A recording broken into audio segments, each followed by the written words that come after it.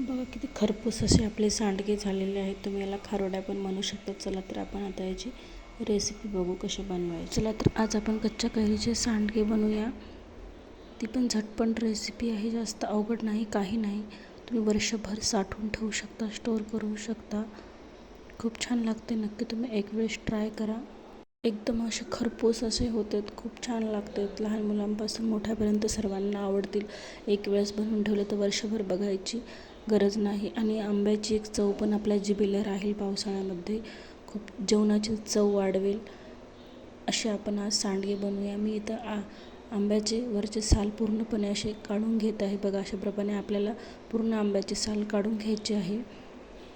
नक्की तुम्ही एक वेळेस ट्राय करा, खूप छान लागतात.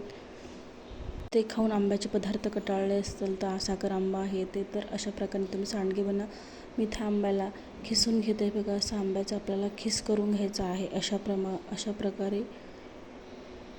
प्रकारे आपल्याला आंब्याचा खिस करून घ्यायचा आहे. बघा कद्दूकस करायचं आहे. अशा प्रकारे आपल्याला पूर्ण आंबे असे खिसून घ्यायचे आहे. एक वेळेस नक्की तुम्ही बनवा, खूप छान लागतं. एकदम खरपूस असं क्रंची.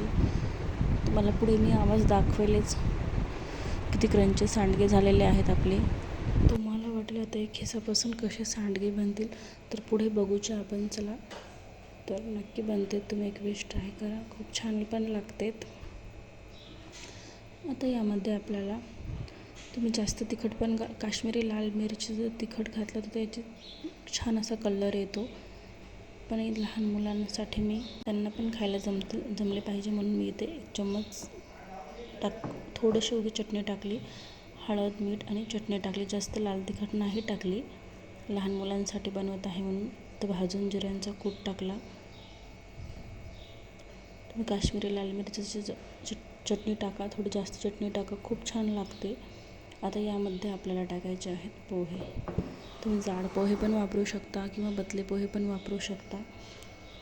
आता याला आपल्याला मिक्स करून घ्यायचं आहे, असं चुरून घ्यायचं आहे.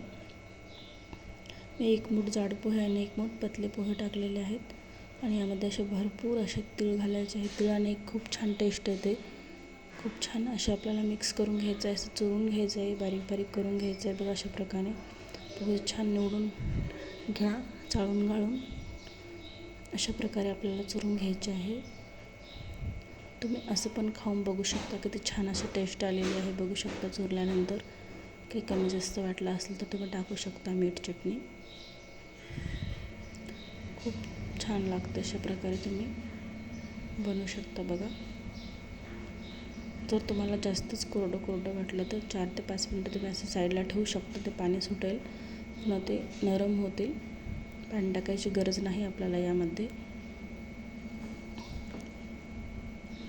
जर तुम्ही काश्मीरी लाल मिरची पावडर टाकली त्याला कलर असा लालसर छान येतो.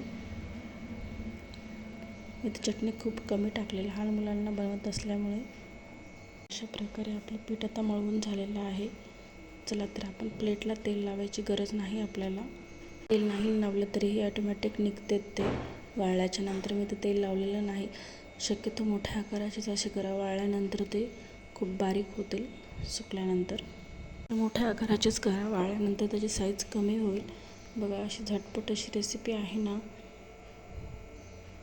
व्हिडिओ आवडला असेल तर लाईक, शेअर, सबस्क्राईब करा चॅनलला. बघा किती छान असे आपले सांडगे झालेले आहेत. तुम्ही असं पण खाऊन बघा, खूप छान लागते. तुम्ही हे भाजून पण खाऊ शकता आणि तळून पण खाऊ शकता. बघा किती छान असे झालेले आहेत. चला आता आपण याला उन्हाला ठेवू. बघा दिवसभर मी इथे उन्हाला ठेवले. सकाळी आता 5 वाजता सायंकाळी काढले. किती छान असे वाळलेले आहेत. चला आता मी तुम्हाला तळून दाखवते. बघा किती छान असे झालेले आहेत. आपण आता तळू.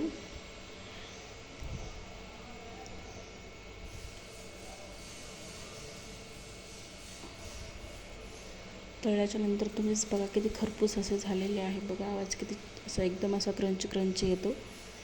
नक्की तुम्ही बनवा, जेवणाची चव वाढवेल.